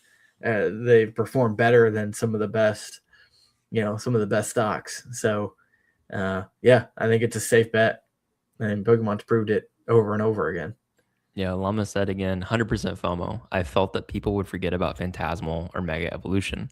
And it's like, you know, the way that the print runs like are done with Pokemon, right? Like, they technically print them every two for a whole 2 years, right? Like, you know, Phantasmal Flames, Mega Evolution, like they're gonna go up. They like I've mentioned it before, and I've like shouted it from the rooftops how I think Phantasmal Flames is a very weak set, and it's gonna perform poorly in the short term. Phantasmal Flames will be an amazing long term investment. Yeah. Like if you're holding long term, like buy as much of it now as you can, even at $240. Um, Yeah. because I'm confident that Pokemon will continue to rise. I think that Pokemon will maybe not rise in the sense of like it's always going to go up, but I guarantee that Pokemon like the S&P will be strong. 10, 15, 20 years from now. I truly believe that. So a great example is Burning Shadows, Sun and Moon Burning Shadows. There's Sure. one hit card in that set. One. Yep. And it's Charizard, the Charizard GX Rainbow. And booster boxes for that set are through the roof. Like, Yep. I don't know. Like I think they're like $700 or $800 or something for a booster box. There's no reason to think Phantasmal won't behave the same way. And at least with Phantasmal, there's not just one. There two or three. There's the Mega Charizard, the Gold Charizard. For some people, the Dawn is cool. Oh, it's interesting. Llama mentioned I agree with the Sharpedo art though, compared to like the Piplup. The Piplup IR illustration rare will, in my opinion, pass that shark. And it's like, I think that's a fair take. Yeah. I think Piplup is such a loved card. Yeah. And you can get it for so cheap right now. Yeah. Yeah, I think Phantasmal Flames is going to be fine in the long run, medium to long run even. Yeah. And just kind of solidifying the point of I think that FOMO is real. Don't give in to FOMO. If I'm, it's just you're never too late, especially when it comes to Pokemon. Yeah. Exactly. So yeah, no, we're getting close to the 2 hours. Yeah, man. Thanks for hanging. Yeah, no, it's also always cool hanging with you, man. And make sure to subscribe to Zippy's Card Corner. Super cool YouTube channel. Talks about some awesome stuff about his business. PokeLegends too. I'll drop the link in the chat. I think it's in the description. But go follow him. We post very similar stuff. I think. We've taken a lot of pages out of each other's books. I think that like we're along the same journey. So if you're into that kind of thing, go follow. Oh wait, Llama had one more huge hot take. Japanese cards should be worth the same, if not more, than English. Do you want to end on that topic? Interesting take. I think that the only hurdle that Japanese has over English is typically Japanese is smaller, and English sets comprises of two Japanese sets. So Ascended Heroes will be Mega Dream and the 100 deck collection. So that was a bit of a weird one, but usually it's two Japanese sets into one English. So, again, you go back to math, right? The harder it is for the hit cards, usually the more valuable the set's going to be. So that's why sometimes English is going to be worth more than Japanese equivalent. I think another thing is that when you go in and you look at your Japanese suppliers' shops and sort of what product they have, like they have product from a long time ago. And it's because Japanese Pokemon continues to print sets well past the 2-year mark. The Terrestrial Festival is still being printed. I believe, you can still find a ton of it. It's basically unlimited. It literally is like infinite amount of boxes you can buy of any set at any point, within, a couple of years of the release. For, like less than market. Now, we're businesses, so we have the I guess opportunity for that because we buy in large amounts. But anyone can go and buy Terrestrial boxes for quote unquote wholesale price from Japanese suppliers. You just have to deal with the shipping and the tariffs and things like that yourself. But with English, right, it's like we're like there's just so much demand for it that Pokemon can't print enough of it. Versus with Japanese, it's like they print a ton of that stuff. Like it really isn't a matter of like how much they can or cannot print. Yeah. And also with Thank you, Pichi. With the quality control being better for the Japanese cards, it can actually work against. You wouldn't think it would, but it can actually work I know what you're against saying. the Yeah. value of the Japanese. If everything's a 10, then what's actually a 10? Right, exactly. Versus English, like the quality control is so bad sometimes you can get a fresh pack and a card could be not near mint, could be lightly played because of the quality control for English. So then everyone wants the near mint hit cards, which are that much more rare, and that can drive the value of the setup. But yeah. And so yeah, I think my perspective is if you are in it for the value, and there's nothing wrong with that, then English obviously is your choice. But if you like the collectability of it, you like the artwork, you like the displaying of it, and you're okay with it being a different language, then obviously I think Japanese is the way to go. And that's why I think there's a big audience for both. For sure. But there are reasons to get one over the other. Yeah, absolutely. Well, cool, man. Thanks for hanging out, dude. Yeah, no worries, man. Always cool talking with you. And I have a video coming out in. Oh, my cat just like opened the door. He's ready for me to go too. I have a video coming out in about 4 minutes. It's scheduled. So I'll send that over to you to get some feedback on it. But looking forward to your content as well. Good luck with the One Piece stuff. Thanks, man. Yeah, I'll definitely be getting your feedback on that as well. So I'll send it your way when it's out. Alvin, Llama, thanks for hanging out. Thanks for chatting in the chat. Hopefully, Alex and I can continue to do more of this, and we can have bigger and better conversations, over the next couple months. Cool. All right. Well, we'll catch y'all later. Thanks, Alex. We'll chat soon. All right. See you guys. See you, man.